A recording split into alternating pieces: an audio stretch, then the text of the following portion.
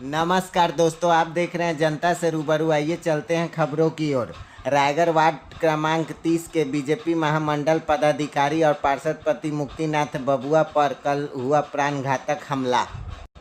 घटना बीती रात सिद्धि विनायक कॉलोनी के पास का बताया जा रहा है। उनके सिर पर लोहे के रड से हमला किया गया है, जिससे उनके सर पर गंभीर चोटें लगी और सर में 10 से 11 टाँके लगने की रिपोर्ट दर्ज हुई है। बावजूद आरोपियों की गिरफ्तारी नहीं हुई है। आरोपियों की गिरफ्तारी की मांग को लेकर भाजपा कार्यकर्ता एवं पार्षद मुक्तिनाथ प्रसाद बबुआ के समर्थक कोतवाली थाना के बाहर धरना प्रदर्शन कर रहे थे। मिली जानकारी के अनुसार धरना प्रदर्शन के दौरान पीड़ित पर वर्तमान पार्षद पति मुक्तिनाथ बबुआ की बेहोश होने की खबर आ रही थी और उसे आनन फानन में अस्पताल ले जाया गया। इस तरह से शहर में बढ़ती घटनाक्रम को लेकर पुलिस पर उंगली उठना लाजमी है। पुलिस को तत्परता और सक्रियता दिखाते हुए बढ़ते अपराध पर अंकुश लगाने की काफ़ी ज़रूरत है। फिलहाल अपराधियों के हौसले 7वें आसमान पे है। पुलिस के बड़े अधिकारियों के आश्वासन के बाद धरना प्रदर्शन खत्म हुआ।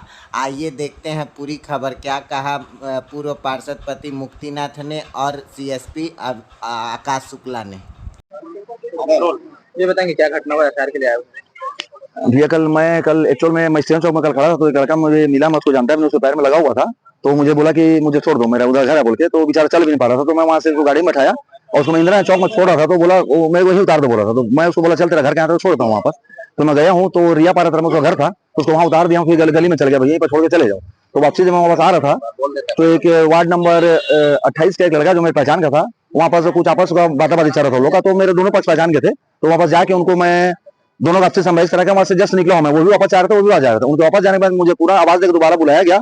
अब जैसे वहां गया हूँ, पीछे से मेरे सर पे राट पे मारो मारो करके चिल्लाए हैं। ओंकार तिवारी था, श्रेयांश था, श्रेयांश ठाकरे था और रूपेश खरे था, ये 3 जन थे। और जो मारो मारो चिल्लाए और पीछे से राट से मारे हैं, और उसमें से एक जन मेरे चैन में पैसा लूटा है और फिर वहां से फरार हो गए। कितना पैसा लूटा? पैसा 8 से 8.5 रुपया था और चैन थे। एफआईआर दर्ज करवाया?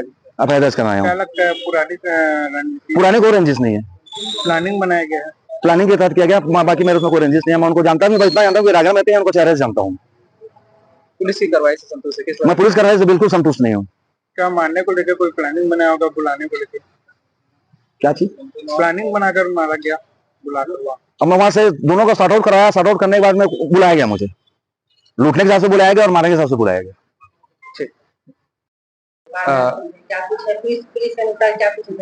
थाना सिटी कोतवाली में 14 अगस्त 2024 की रात को 11:30 बजे के आसपास में जो सूचना हमें यहाँ पास मिली है, उसमें मुक्तिनाथ प्रसाद जो कि उम्र 42 साल, बाजीराव पारा रायगढ़ के निवासी हैं, और उनके ऊपर 2 व्यक्ति जिनका नाम है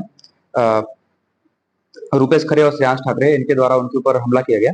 और जैसा हमारे पास में आवेदन आया, उसके हिसाब से उनसे लूटपाट भी की गई, सोने की चैन लूटी गई, और हत्या करने के उनके ऊपर हमला करने के बाद में वो लोग वहां से फरार हो गए।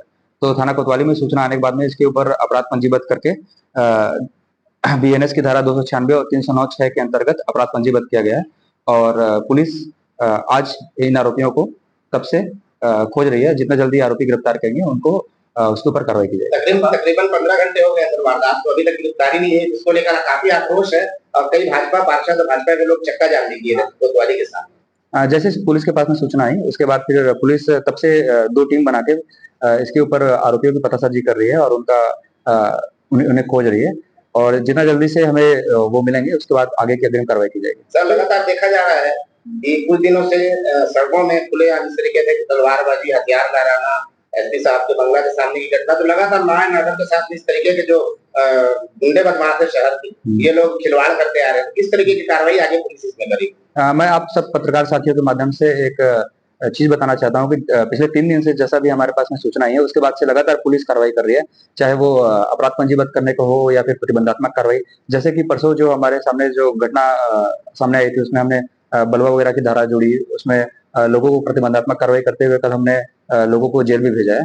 तो पुलिस कंटिन्यूसली इस चीज को नजर बनाए रखी है, और जैसे जैसे हमें सूचना आएगी उसके ऊपर कार्रवाई चलेगी। और इसके साथ साथ प्रोएक्टिवली हम अपनी पेट्रोलिंग बढ़ा रहे हैं, और जो भी आरोपी तत्व हैं उन्हें मैं ये सीधा संदेश देना चाहता हूं कि इस तरह की गतिविधियों में संलग्न ना हो।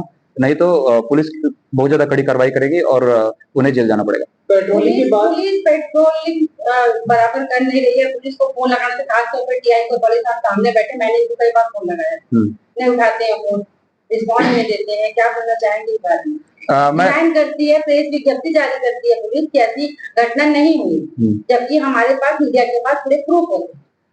मैं मीडिया को और रायगढ़ के लोगों को फिर से कहना चाहूंगा कि पुलिस की जो पेट्रोलिंग है, हमारा जो सर्कल है उसके हिसाब से हमने और भी जो राउंड है वो बढ़ाया है। इंडिविजुअली हमने गाड़ी की मांग की थी, हमें गाड़ियां भी मिल गई है। और जो जो गश्त पॉइंट जहाँ पास सेंसिटिव जगह है, जहाँ पास इस तरह का घटना होने का चांसेस है, वहां पास हमने पेट्रोलिंग नो डाउट पिछले 1 हफ्ते में बढ़ाई है। सर, कई जगहों के चौकीदारों का भी कहना है कि पुलिस को हमने फोन किया है पेट्रोलिंग को लेकर, पर पुलिस नहीं आती है और उन पर जानलेवा हमले को लेकर भी धमकी दी गई है। जितना भी हमको सूचना मिलता है उसके हिसाब से पेट्रोलिंग वहां पास पहुंचती है, और जहाँ कहीं भी अगर भूल चूक रह गई है, गलतियां रह गई है, वहां पास भी हम उसको कवर करने की कोशिश करेंगे। उम्मीद है दोबारा ऐसी घटना रायगढ़ में नहीं होगी। उम्मीद कर सकते हैं पुलिस की बात। पुलिस अपने तरफ से प्रोएक्टिवली काम कर रही है और जितना भी अपराधी तत्व है उनको ऊपर कड़ी कार्रवाई करते हुए उन्हें जेल भेजा जाएगा।